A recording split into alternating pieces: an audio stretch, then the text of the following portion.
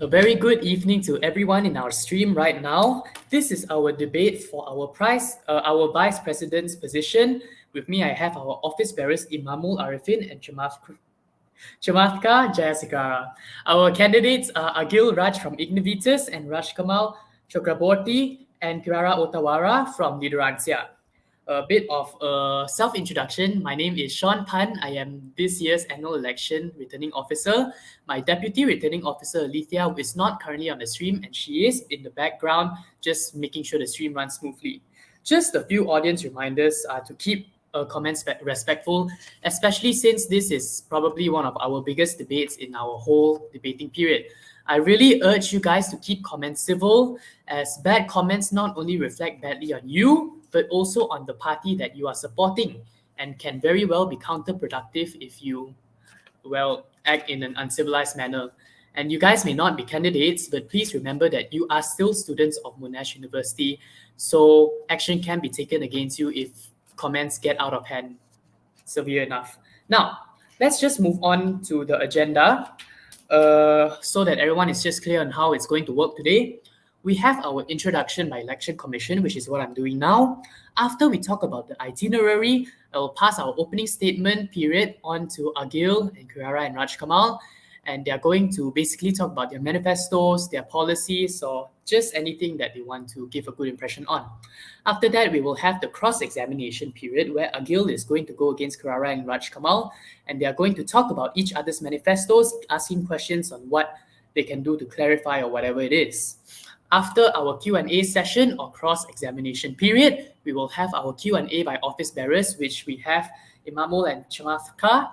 After that, we will have Q&A by audience where I will be presenting the questions you ask in the comments section to our candidates. Please also remember to try and keep comments as general as possible, although you are allowed to direct your questions to any specific candidate if needed. After that, we will have our closing statements by Agil, Kirara, and Rajkamal, and we will finally end with closing by Election Commission. With that, I would like to pass the mic on to Agil, who will be opening with his opening statement first. Agil, the floor is yours. You have 5 minutes. Thank you, Sean. Thank you so much, Sean, for passing me the floor. Good evening, everyone. I would like to introduce myself first of all. I am Agil, currently a Year 3 Semester 1 student in the School of Engineering, and I am the Vice President candidate for Ignivitus. Firstly, I would like to say that this entire year, 2022, I have been in MUSA. I was the External Liaison Officer of the Clubs and Societies Division. Being in this position, I allowed myself to learn a lot of new skills, and a few particular skills I believe would be transferable to the Vice President's department would be, of course, to liaison with a lot of external parties, be it organizations within Monash or outside of Monash, as well as how to manage funds appropriately, which I believe would be a very, very, very crucial skill since the Vice Presidents deal with a lot of academic subsidies application. Now that I have spoken a bit of myself, I would like to explain the main virtues that I would like to see in the Vice President's department next year. Or basically, I'll be explaining my manifesto. The first point of my manifesto is I would like to see collaboration between the Vice President's department and other departments of MUSA, as well as other organizations within Monash University, Malaysia. If anyone would like to ask specifics, you can do so later on. The second point would be to nurture a more holistic experience for students of Monash University, Malaysia. I would like to see a more inclusive and all-round student life since now that we've just come out of the pandemic. The third point that I would like to mention is the approachability of the Vice President's department. Since we will be the final point of contact before a major issue is escalated to the Campus Education Committee, which involves the PVC as well. I would like to ensure that every pressing complaint presented by students will be dealt with immediately and with swift action. Due to this, I should strongly advise that there should be no hesitation for students to approach the Vice President's department. The penultimate point in my manifesto is to be transparent, open, and fair. I think this is one of the most important virtues that the Vice President's department should have, since it's one of the most sensitive departments, I would say. I would like to I would like to assure everybody, especially the students of Monash University Malaysia, that there will be clear and transparent procedures as well as thought processes behind every tough decision made, um, so that everyone knows that the decision was made after a lot of considerations. Of course, the last point would, of course, to have strength in unity. What I mean by this is I would like to see more uh, unity between MUSA and the student community. Not to say that this year we didn't have any, but I like to build on it more, so that going back to my approachability point, I would like to ensure a better relationship between the vice presidents and the students. Yes. Um, so that is a little about my manifesto. I would like to go back to my first point.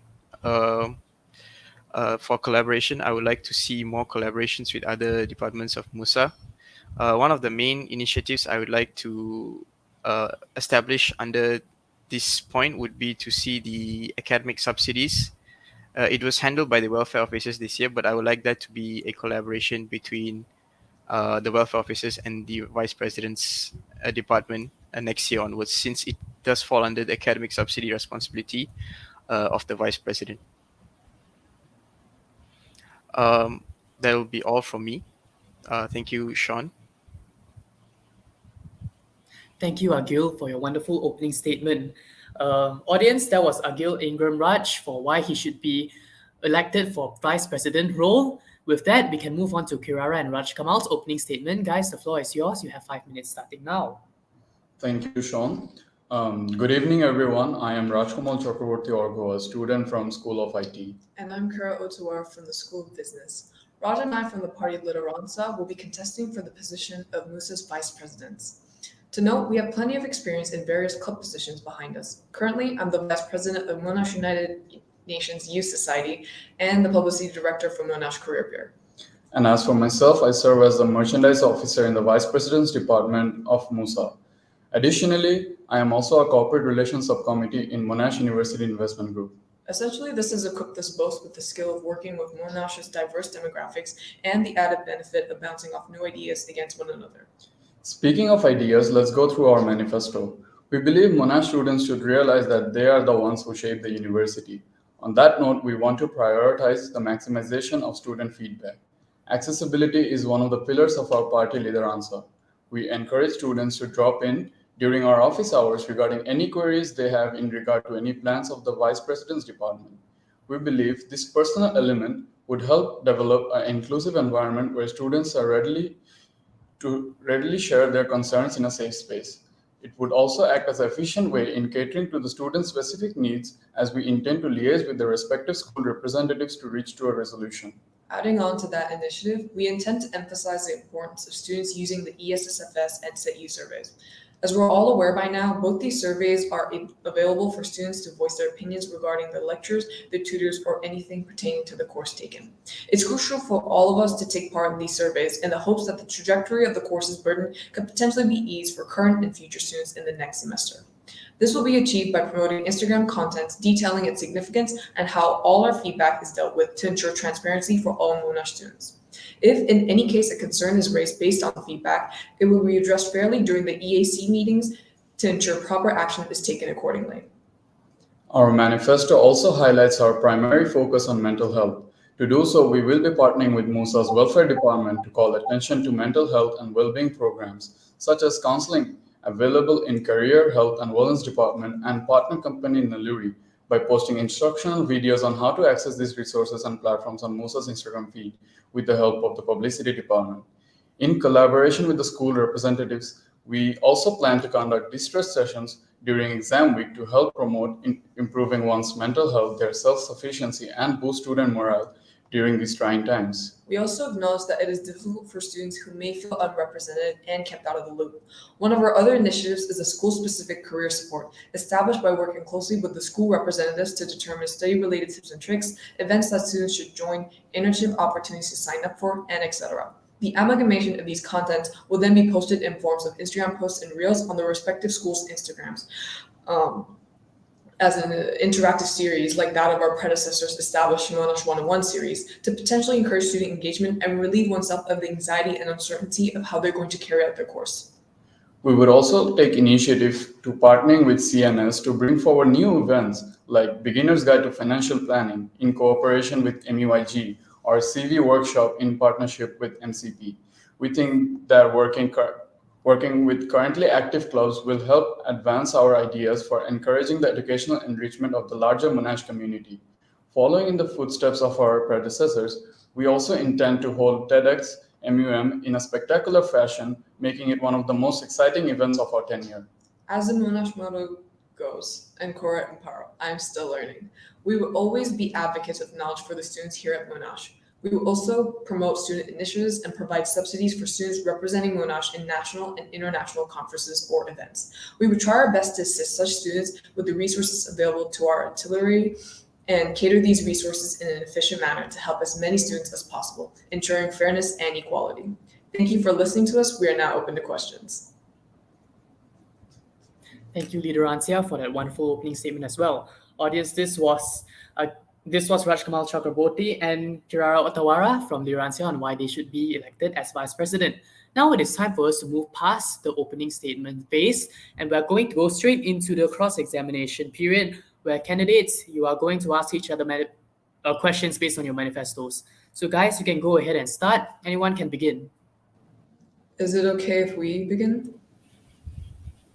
Yes, please, you can go ahead and ask me questions, no problem. Thank you. So what are some of the new initiatives, either academic or non-academic, that you intend to conduct this for the upcoming semester? Okay, that's a good question. Firstly, I would, as mentioned in my election guide, I would like to introduce a resource bank. This will be basically a database where students can access all information related to scholarships, for example, the academic rights, academic misconduct rules and regulations, so on and so forth. This will be sort of a one-stop center for students so that they don't have to access various sources such as websites or their lectures, for example. Another one would be a academic enrichment program. So it'll be a series of 4 to 5 workshops, depending on how much time we have during each semester. And if a student attends at least half of this series of workshops, they will be awarded a certificate that says that they have been enriched with certain new knowledge and they have attended a course which has provided them more insight on how to build a better career or a better future. Okay, a follow-up on your answer. As you know that a resource bank is a place that stores like research-based resources regarding your course, which already exists in the form of Moodle. So don't you think like adding unnecessary information in the Moodle would just increase its traffic and make it harder to access the content of the course? That's a good question. Moodle is more for academics, so like unit work, assignments, instructions on assignments, quizzes, and all that. I intend on hosting this resource bank outside of Moodle, so it will be a Google Drive, a one-stop Google Drive where it will be linked. The link will be placed in the link tree of the MUSA.official page bio, so students can easily find their way around there. Okay, thank you. Okay, so I have another question for you. Based on your proposed initiative of hiring an academic liaison officer subcommittee, I think it's stated in your election guideline, it could potentially act as an additional channel to resolve an issue when vice presidents should be the first executives they should reach. Wouldn't this risk widening the gap between MUSA and the student body? Sorry, could you repeat the question? I don't understand how it'll pose a risk. So could you explain that part again? I wouldn't say risk per se, but you know how the perception of MUSA is, and how student body or the students in the university may feel as though there's a gap between. They feel detached to their identity as Monash students. Like, how would you, hiring this subcommittee, bridge that gap and make sure that their voices are heard and they feel included in the process?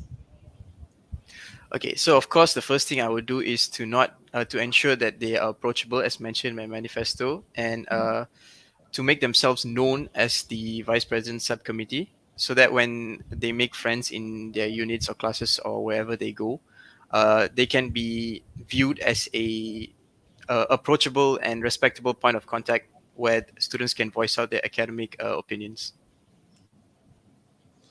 Okay, but don't you think that students would find it more comfortable just to reach out to the VPs themselves, like directly, instead of going through a different channel?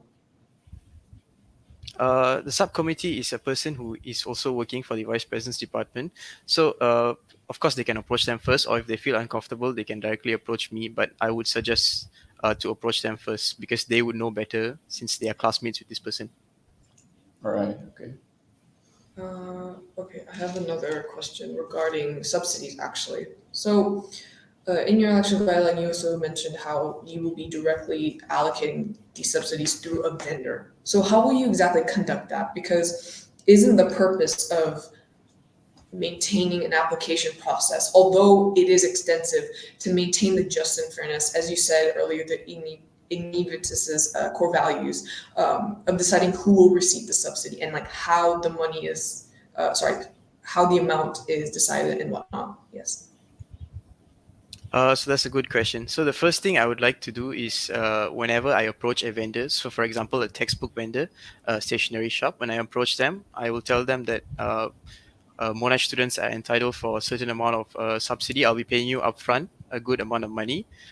They will only be eligible if they have a certain identifier from Monash to say that uh, they are eligible for the subsidy. For example, of course, they have to be a Monash student.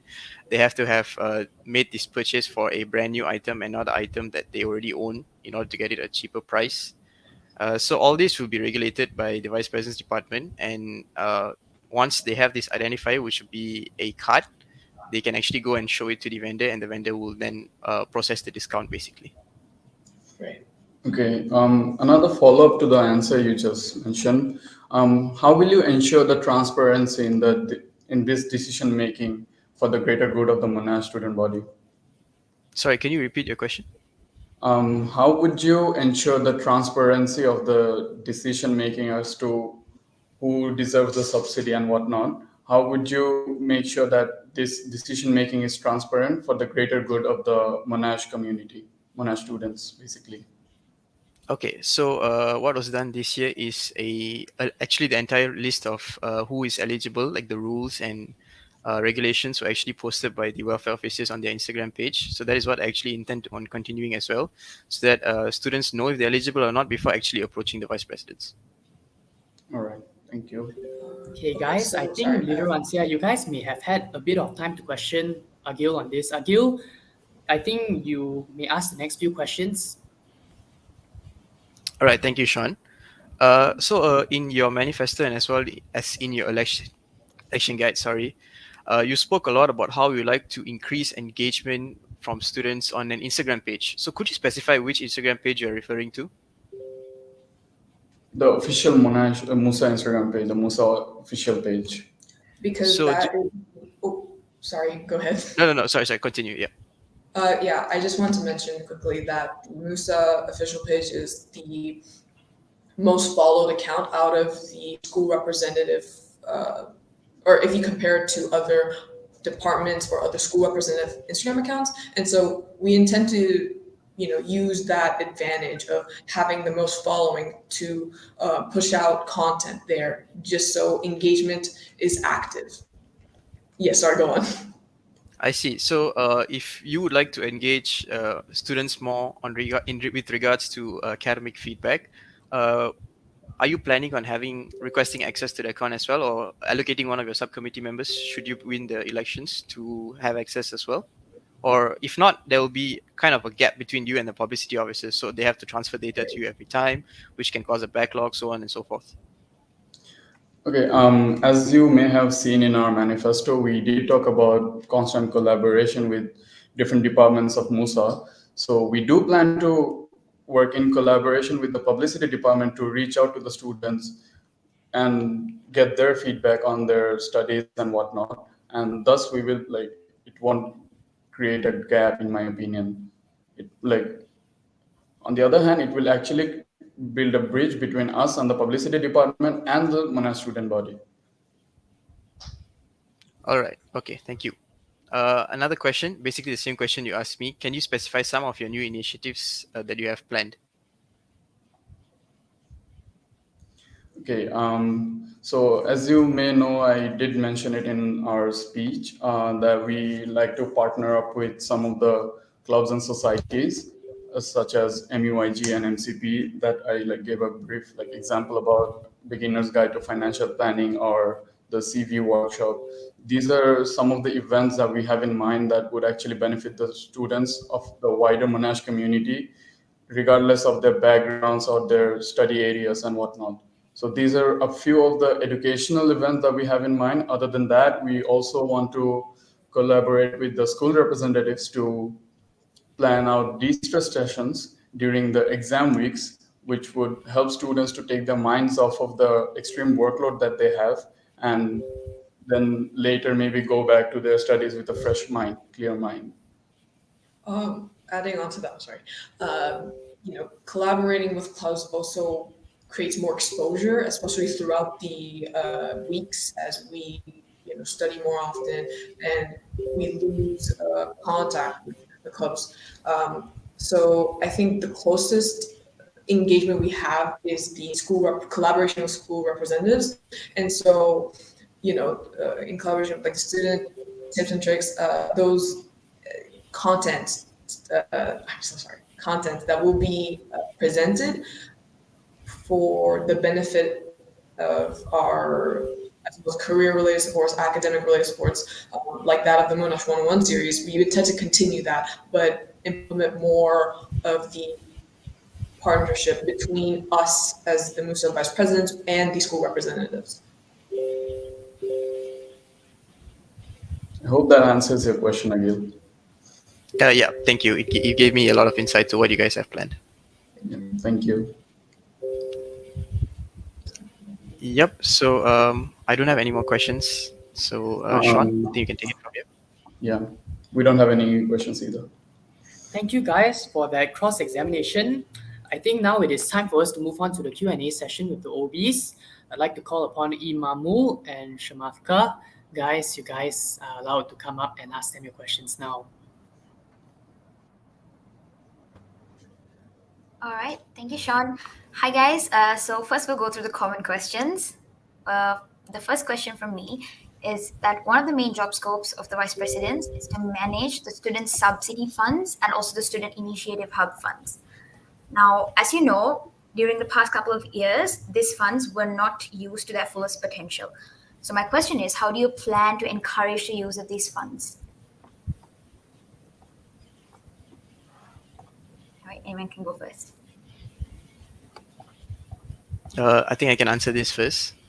So I think one of the main reasons, quite obviously, why these funds were not used is because not a lot of people actually knew about these funds. However, there are certain rules and regulations that ensure that a student is actually eligible to apply for these funds. So I would like to promote more about these particular fund reserves. Also, with attached to those promotions would be a list of rules and regulations, so that the students know if they're eligible or not, even before asking us. All right. Okay, so if we may go, I believe that the funds that were allocated for the previous 2 years were not fully utilized, partially due to the reason that there was like COVID and most of the students were online studying from their respective countries. So there wasn't that much exposure, like face-to-face interaction and exposure to various like clubs and societies and whatnot to actually collaborate and come up with student initiatives. So right now what we plan to do is we would promote the idea of student initiatives and also like make the students acknowledge that there is a certain system in place that will help them if they do come up with good ideas that we would like to showcase to the whole world. As it is, as Monash students, we take pride in showcasing our brilliant ideas to the rest of the world. I would also like to add that same point as Jill has made, that the students were also not really exactly aware that the academic subsidies were available to them. And so we also intend to ensure that they are made aware of that through obviously promotional platforms like Instagram or Facebook or any, yeah, again, platforms. So they are able to utilize the resources that we have provided for them to its optimal usage. Yes. Okay, all right. Imam, you can go ahead with the next question. Thanks, John. So, increasing student feedback has been a continuous challenge from previous office barriers and vice presidents in the past.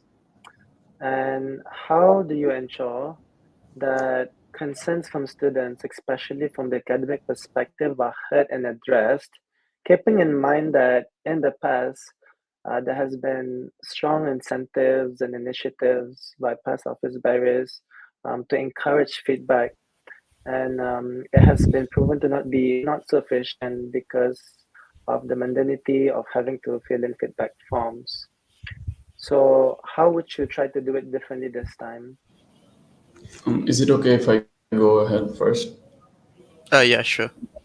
Thank you. So, as a part of the VP's subcommittee, I did get exposure to the ESSFS survey in the current semester, and from what I have seen, that the cookie incentive, along with the other AirPods, the headphones, and Grab vouchers, they acted as a really good incentive, and a lot of people did come and fill out the ESSFS forms.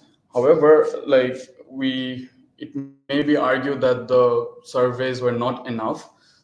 The survey subjects were not enough. So what we plan to do is we want to publicize and market the whole survey like 2 or 3 weeks prior of when it starts, and maybe add one more incentives so the students are actually eager to fill out the forms. Also, we would also like to take into account that a lot of students actually benefited from those surveys. So we would maybe highlight 1 or 2 stories of such students who actually filled out the surveys and actually got the results they desired through the surveys.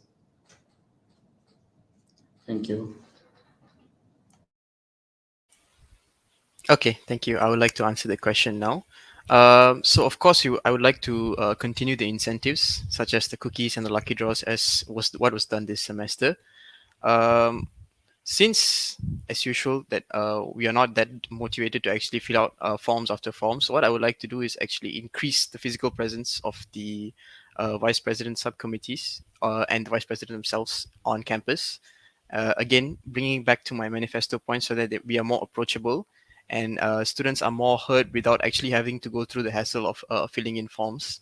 That's the first and the point I would like to emphasize the most, which is to increase physical presence. Secondly, I do intend on doing a sort of a Did You Know series, which is a short 2 to 3 minute video clips where I do go around campus. We go around campus and ask students that if they are aware of certain academic rights or to rate them their satisfaction of their units on a scale of 1 to 10. And whoever answers will get another incentive such as a chocolate or a cookie.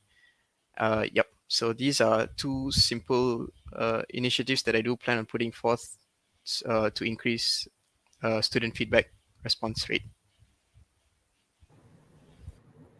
All right, great ideas by both. But do keep in mind when you're incentivizing, this is feedback throughout the year, and we do have budget constraints. So always incentivizing might not be the answer, just letting you know. So moving on to the next question. TEDx being a flagship event under the vice presidents, how do you plan to go about this next year, and what new things do you have in mind?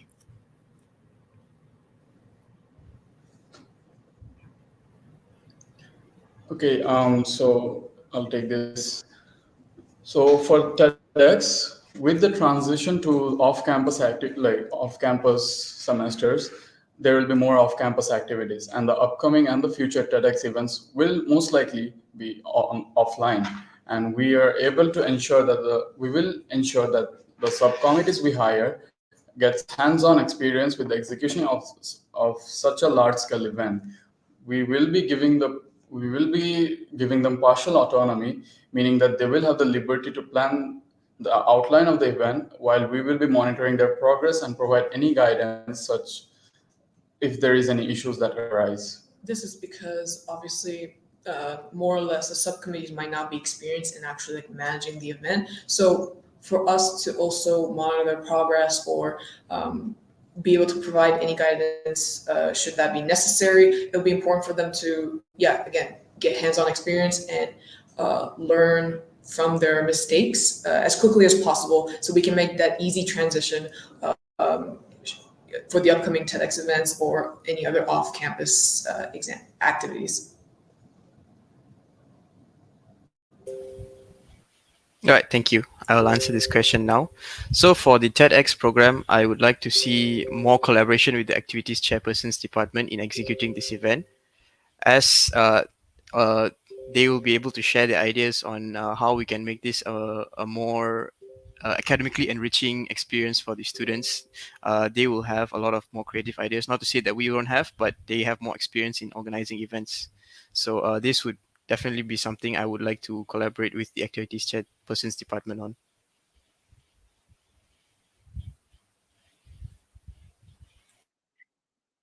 Okay, we can move on to the next question. So, given that you'll be the heads in the Education Affairs Committee, and one of your responsibilities is to represent students who have been called to student misconduct and progress hearings. And how do both parties plan to provide the proper support for students who are being called to these hearings? And how do you also ensure that you can properly educate your new EAC committee when you do get elected on how students can get support in these hearings? Can I answer this first? All right, so I'll go first. So the how to make students more aware of their support of the vice presidents in academic misconduct hearings. Okay, so first of all, of course, the school reps will be the first point of contact for this issue, and they will contact the vice presidents. And when the issue does come up, we will sit down. I would like to sit down with the student and explain to them that these are the capabilities of what we, as the EAC, are allowed to do. But beyond this, it's not up to us. We will assure them that if there is a punishment meted out to them, the punishment will be just and fair and not something too harsh for what they're accused of. All right.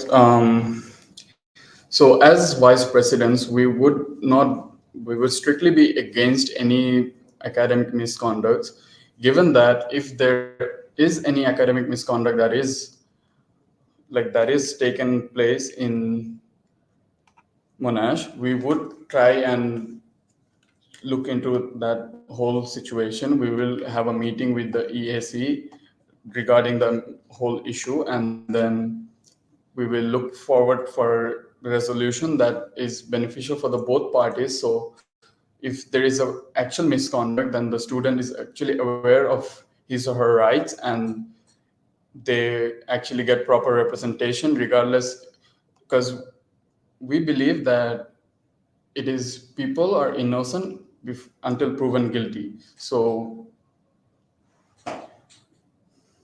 Okay, I'll add on to that. So we mentioned earlier during our opening statement that there will also be open office hours. So, again, acting as a safe space, they can reach out to us first. And yes, we will be disclosing their academic rights, how they should proceed with their misconduct or what will happen to them. And so they are well informed. They are kept safe.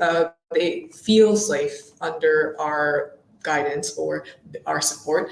And yes, during the EAC meetings, we will also be going through going through the processes to what will happen to them, or like whether their academic rights have been revoked or not, or like how they should proceed, just so they don't have to deal with the worry that they are alone and that they are struggling. Because it's not only them that are struggling, that have been caught or may be caught with the academic misconduct. Yeah. All right. Quick rapid fire follow up.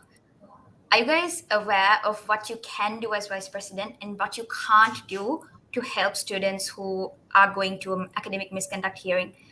Just tell me one thing you can do and one thing you can't do for a student. Can you, yeah. We Very can't quick. argue. Sorry, we can't argue that they are guilty or not because obviously the lecturers would have done their research and investigation themselves. But what we can do is we can ensure that if the lecturers are actually meting out a punishment, we have to make sure the punishment or the penalty is fair and in proper weight to the misconduct that has been committed by the student. Okay. Raj and Kiara? Um, we believe that the role of the VP is to give out proper guidance to the student who is held accountable for the misconduct with collaboration with the school reps so that they are aware of their rights, what they can do and what they can't do. And we will be present during the whole hearing so they don't feel like they're alone in the whole situation. Okay, So, right. oh, Yeah, sorry. Yes, Kiara. I'm sorry. no, I was just going to add on, just as Jill has mentioned, that we do not reserve the rights to obviously make the jurisdiction whether the student is in the right or in the wrong. But yeah, we intend to be a supportive pillar to the student who will be in the hearing. Yes, continues to Mike. I'm sorry. Right. So that's correct. You're not allowed to speak at the hearing, nor make any adjustments to what's going on. You can just be there as moral support. But however, you can help the student compile their answers before the hearing. That's the maximum support you can give. All right. Okay. I think we have come to the end of common questions. Now we'll be giving you the individual questions. So I think it'll go like this: 2 questions to Agil, 2 questions to Kira and Raj, and it goes on. So first question from me to Agil is that you mentioned in your manifesto that some processes needs to be transparent. And what processes do you feel transparency is necessary when it comes to the VP job scope? And how do you plan to achieve it, keeping in mind that there are certain issues that concern students' privacy? Okay, so the most obvious thing would be if a student is eligible for academic subsidy or not. This is a very, very, very tough process to go through. And if we withhold, like the vice president's department, we withhold the list of rules and regulations, the students can see it as unfair. So, which is why earlier in our debate session, I actually said that, we put it out there and there so students can refer to this list of rules and regulations to know if they're eligible or not. Okay, so it's only regarding the subsidies. Got it. Imam? Yeah, so Raj, you did also mention that in your manifesto, you plan to collaborate with other departments for cross collaborations for new initiatives. Can you just mention some of the specific initiatives and projects that you have in plan? And how can you ensure that these projects and initiatives lies within the scope of the VP department that focuses on the academic welfare of the students? All right, thank you, Imam. I'm so sorry. This is to Ajal. I'm so sorry Oh, for okay. mixing up the names. Oh, Ajal. okay, no worries. Yeah, okay. One of, as I mentioned, the TEDx earlier that I have mentioned, and like as what you guys have done this year, the Monash 101 is more a de-stress academic de-stressor for students. I plan on holding 2 flagship events. One will be in semester 1, which will be known, like informally, it'll be known as Freshies Night. It can be the official name as well. And second semester will be Monash 101. Since this is a campus level event, I would also, of course, like to collaborate with the activities chairperson because they are very, very well versed with organizing events. So this would be something that I would like to collaborate with them for. And as mentioned, the academic subsidies, I would like to collaborate with the welfare officers as well. All right. Next question is to Raj and Kiara. So your manifesto point 3 mentioned about helping to promote activities of schools. And in 4, it states that you will ensure social media coverage. Now, keeping in mind that this is the publicity officer's job scope and also mental health is under the welfare's job scope and not the vice president's. Now, with that in mind, A, how do you plan to support schools staying within your job scope? And B, how do you as VPs engage with students and add value to students' experience? Sorry. Okay, thank you for your question, Chamatka. So, in terms of, publicizing events that are not exactly in the scope of the vice president's department, um, we do intend to collaborate with the welfare department and the publicity department because, like you mentioned as well, that does not fall under our department duties. And so, yes, we will make suggestions as to like what should be presented to the student body. Um, because I think every department outside of publicity also has their own ideas, and so it would be important to have our voices and initiatives being heard, and then we could, decipher which initiatives are possible to be held or can be publicized to the student body. And as for the mental health thing, as we all are aware that we can't be working, like we can't be studying or working or whatever if we are not in our proper mental state. So having a good mental health is always a good thing in regards to our education. So it does fall under our jurisdiction to be helpful towards the students in Monash, with collaborating with the MUSA's welfare department, so that we can guide them on how to access the counseling or well-being programs that are available in Monash. So that is what we plan to do, like through collaborating with the MUSA's welfare department and the publicity department. That's it. Okay, thank you, because we're running a bit of time. So it'd be great if you guys could keep your answers brief. So for the next question is addressed to Raj and Kinrara again. So given that in your manifesto, you have also mentioned that you plan and strive to improve the relationship between the students and MUSA. And furthermore, you have written that you want to use the means of academic studies as a motivator of success. Can you just elaborate this particular line, and also like what do you plan to do to improve the relationship between students and MUSA? Right, thank you for your question. So from what I've seen and from the conversations I've had with people in Monash, they're not exactly really aware of what MUSA does. And so as vice presidents and who are in a position that is academically inclined, I feel like it's important for us to publicize what exactly MUSA does, and how we could provide our support throughout their course. And so that is why the initiatives, such as having our office hours open to all students regarding any queries to our department, just so, again, like their voices are heard and they know their place and their academic rights. Again, this will also be done in collaboration with the publicity department, just so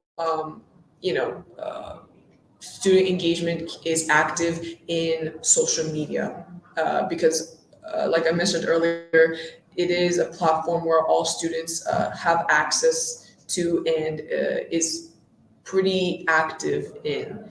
Yeah, it has an active community, is what I'm saying. Yes. All right, so my final question to Agil, and then Imam has a question to Raj and Kirara. So to Agil, as you know, Vice President's job is a two-person job. And in an event that you are elected, how do you plan to balance your work while ensuring all your responsibilities are met? And later, when and if another Vice President do join you, how do you plan to have a good relationship with him or her and ensure smooth operations? Okay, so this is a good question. It's something I've been planning as well. So the first thing would be, of course, to start planning operations as early on as possible. and recruit the subcommittee members as early on as possible. So we will have about 2/3 of the subcommittee recruited in the first session, which is in January. So the simpler operations and the operations that don't require another vice president like to help out as well, that'll be the ones I intend on starting initially. And then when the by-elections come around, and if another vice president is elected, it'll be around the same time as the second subcommittee recruitment period. So along with the new batch of incoming subcommittee members, I will also update the second vice president or my partner in what has happened so far and what I plan on doing. What we plan on doing throughout the remainder of the year. Okay, thank you. Final question to Kiara and Raj. Now, given that the only president candidate is from another party, in an event where you guys win and he also wins, having opposing parties, how do you plan to collaborate with an opposing president and support your president, setting aside the differences? All right. Thank you for your question. Um, I would like to reiterate the fact that me and Kirara, we are very open-minded, and we do have like great values that we actually share with the opposing party. We have gone through their manifestos, and we do see some similarities. As long as we can be respectful towards each other and share the goals that we both have, then I do believe that we can be working in a healthy work environment and assisting the president in his roles as the MUSA president. And, as vice president or president or just any position in MUSA, we all intend to have a strong community, strong Monash community. So we don't really intend to cause conflict within, just internally. Yeah. All right, thank you guys. Sean, we're done. Over to you. Thank you, OB, so much for taking the time out of your day to ask them questions. Guys, this was the Q&A session with the office bearers. Now, let's just get straight into it. We can ask a few questions from the student. Alethea, if you could spotlight the first question. Okay, so this one is from Dominic Lee. To all candidates, please elaborate on the responsibilities of the vice president outside of academics, formal and informal. Can I begin with this? Of course. All right. So outside of academics, of course, the vice president is second to the president. So a lot of the vice president will be assisting the president with a lot of other issues, such as issues between a specific department of MUSA, for example, a functioning body, MUIS or CNS. That'll be one of the job scopes of the VP as well. And just in general, to oversee all departments of MUSA and to solve any issues that they may bring to you instead of the president. So that's one of the responsibilities. Thank you, Agil. What about Raj and Clara? What are your takes on this? Okay, so as VPs, like Ajil mentioned already, it is our duty to deputize for the president when him or her is not available. Other than that, I do believe that it also falls under our job scope to be there for the students and be a part, be there for the students in terms of like allowing them to come in for drop-in sessions and ask us questions regarding anything they have in mind. Moreover, we do have our, like in our job scope, it does come up that we have to maintain and like ensure that the surveys are well met. So we will take care of that as well.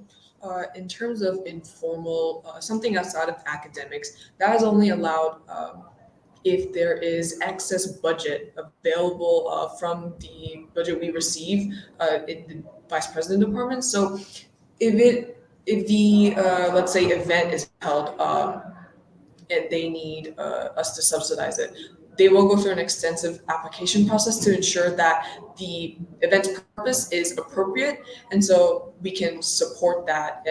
Once it's approved, once the funding amount is set, and so on.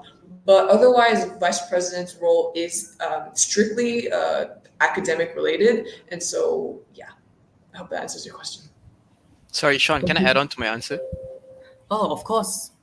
One more thing to mention that I didn't mention earlier is that during an MSc meeting, in the absence of the president, the vice president is actually the one to be the chair of the meeting. All right. Thank you guys for both your answers. We can move on to the next question. Alithia? So this one is from Ayush Nair and a question for Agil. About your direct subsidy to vendor, for you to say such a statement that Monash students have a right to subsidy sounds that you are certain the vendors will agree to such a subsidy. But assuming that they do not accept, do you have a contingency plan in place? So I would like to explain the plan of what the subsidy actually is before addressing this question.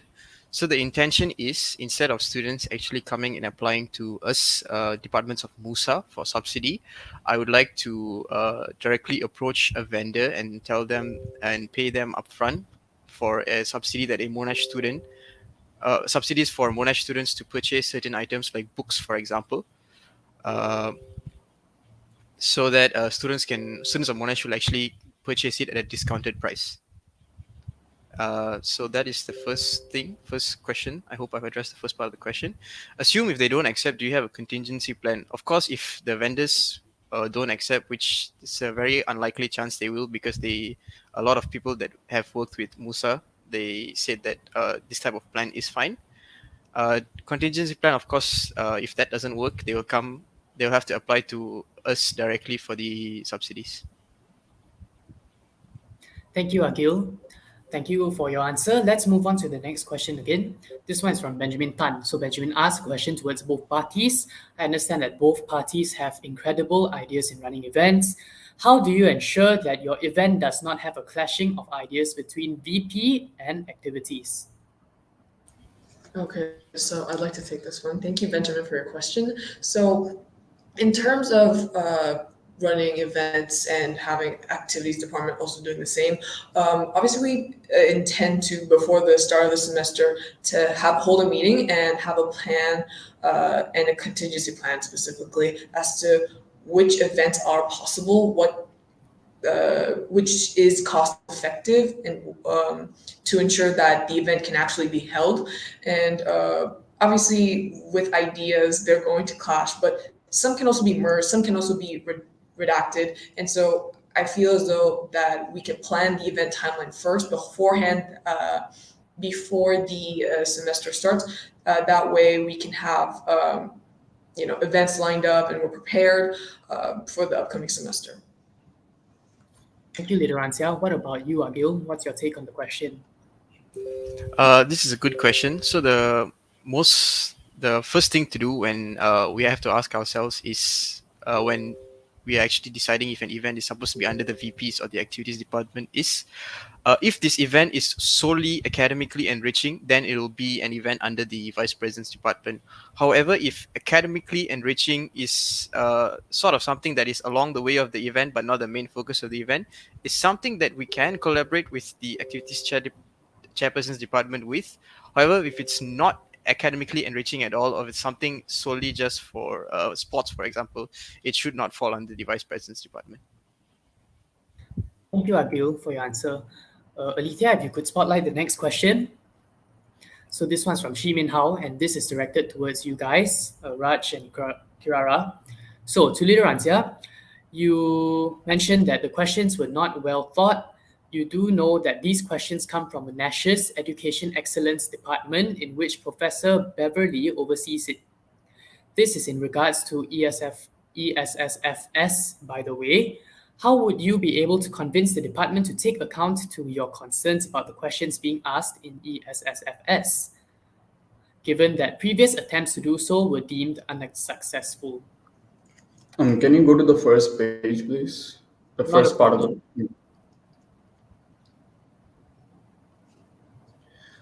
Okay, so just to clarify, we never mentioned that the questions were bad.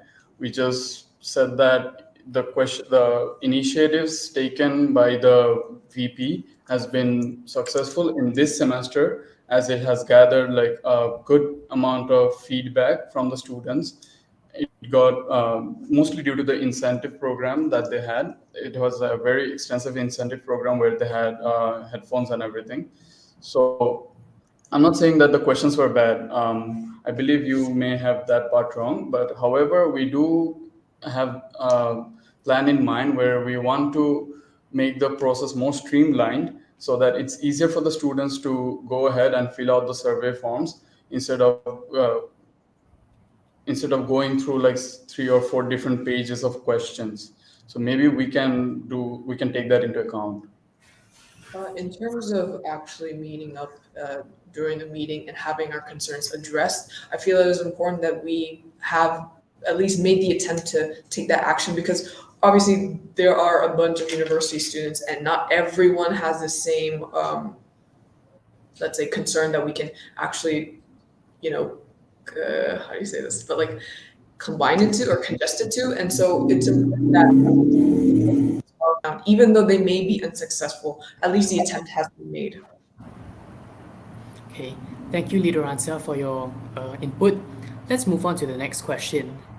So this one's from Natasha, and this one's directed towards Agil. Agil, previously you mentioned that you would like to establish an academic enrichment program which involves 4 to 5 workshops to help them with their careers. However, are you aware that there are currently workshops under Monash's Career Gateway page to help students with their career progression? How will you justify allocating a budget for these professional workshops since they already exist, and how do you ensure that your initiative is not redundant? Okay, I will address the second part of the question first. How will you justify allocating a budget for these professional workshops? It's a good question. Professional workshops do actually cost quite a bit of budget. I will try my best to bring in speakers that will not conduct a professional workshop per se. They will give a talk, but at the same time, I would find a budget cutoff where I can include a little more professional takeaways, such as handouts or a bunch of skill sets that are written on a particular pamphlet that the students can work on. So definitely this is something that will not cost as much as a professional workshop, but something that needs to be properly budgeted out as well. Yep. Thank you, Agil, for your answer. I do apologize to all people in the audience right now. This next question will be our last question, as we are severely over time and we are trying to keep it within a time frame. So this one is from Dominic Lee. Thank you for your previous answer, candidates. For your information, in addition to the deputizing in absence of the MUSA president, the vice presidents are also required to work closely with the general secretary and president with regards to all admin-related tasks. May I ask if the candidates are aware or can give examples of each of some admin tasks that would fall under vice president's portfolio? Sorry, could I answer this first?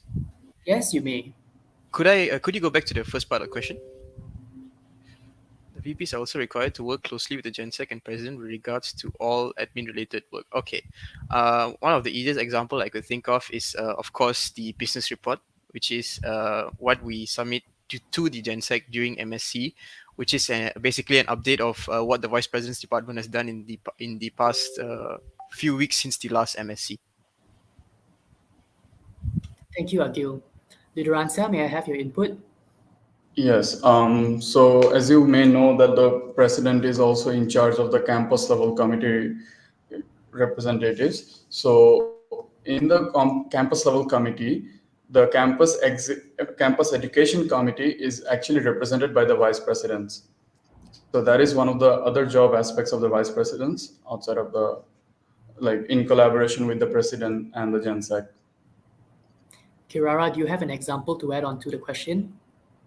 Not exactly, but I do have a different idea that I'd like to bring up. I feel like the subsidies portion, while it does fall under our department, it could also fall under the general secretary's duties, in a sense that they have to be the ones collecting all the evidence, the invoices, the proposal approval, the receipts. And so I feel the admin task, while it does fall under our department, would also require the collaboration with the General Secretary. Okay. Thank you to both candidates for your answer, and this will conclude our Q&A session with the students. We can go straight into the closing statements by candidates. I believe as Agil was the first one to go, this time it will be Leader Ransia's turn to go first. So Kirara and Raj Kamal, the floor is yours. Thank you, Sean. We'd like to start off with saying thank you to you, Sean, the Vice President Simam and Chamatkar, to our competitor, and to the audience who joined us today and asked questions regarding our manifesto. If you'd still like to receive further clarification or have any feedback, please feel free to reach out to us directly on our Instagram listed in the MUSA's KYC. We'd also like to celebrate the valiant efforts of our predecessors towards the role of the Vice President and the framework they've established together, and we hope to achieve the same. Based on what we've stated in our manifesto and what we fought for in today's debate, we'd like to reiterate how vital the students' voice is in expressing their academic rights. We believe if we are elected as your next vice presidents, we will work hard to advocate your voices towards all the great points raised in today's debate and try fostering a community of well-versed individuals that live up to the standards of Monash University. You, as Monash students, deserve a say in what happens. It's mine, yours, and our education. So remember to cast your vote in MUSA's 2023 elections from October 3rd to October 9th. Thank you. Thank you. Thank you, Kirara and Raj Kamal, for your wonderful closing statement. Now, Agil, it is your turn to end us off. Thank you, Sean. First of all, I would like to say thank you to the election committee, Sean, and my opponents today for this debate session. I hope everyone is well informed of their candidates. I hope everyone is also familiar with my manifesto and my plans for next year. There were a lot of questions, and if somebody or someone would still like to ask me further questions, please do not hesitate to drop me a question regarding my manifesto or any of my initiatives that I've mentioned throughout the session at my Instagram page, which is tagged in the KYC as well. That's all from me. Good luck to everyone. Thank you to my opponents as well, and hope everyone can cast their vote next week. Thank you, guys. So again, the EC would also like to thank the audience and everyone else who has been participating. This was the debate for the Vice President's position. Our OBs were Imamul Arifin and Shamafka Jasekara. Our candidates were Agil Raj from Ignivitas, Raj Kamal Chakraborty, and Kirara Ottawara from Liransa. Our next debate is happening in, I think, 10 to 15 minutes. This time it is for our president role. And I have to say, it's probably going to be our it will be our last debate of the session, but it will probably be our biggest as well. We have our candidate, Ali Rashwan from Ignivitas, so do tune in to listen to his manifesto and to attack him with your questions. Anyway, we also have a few other platforms for election and debate updates. This includes our Discord server, our MUSA Instagram, the MUSA website, and the election guide for any details regarding our candidates and their manifestos. So do check them out. Once again, I would like to thank everyone for participating. Thank you to the comment section for keeping discussion civil and diplomatic. Thank you for tuning in. See you soon.